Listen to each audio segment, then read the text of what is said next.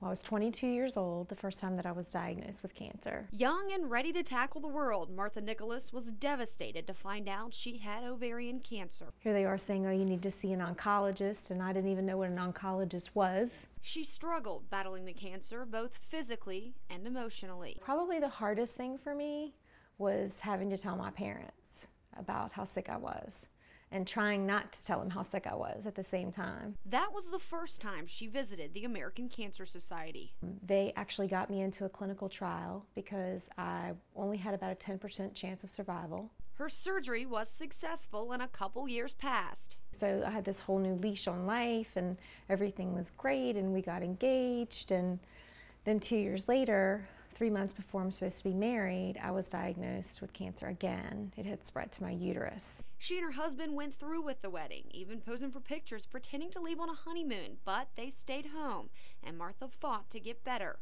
Once in remission, 7 years passed. She had 2 kids and a third was on the way. About 5 months along, I would say, when some strange pain started. Her son was born. Then the pain got to be too much for Martha to handle. I'll never forget it because, as the tear fell down my cheek, it, hit my baby's cheek, and, I was just like, oh no, this is not going to be good. Once again, she turned to the ACS. And for a third time, her treatment worked, leaving Martha healthy and able to care for her family, doing the day-to-day things most of us take for granted.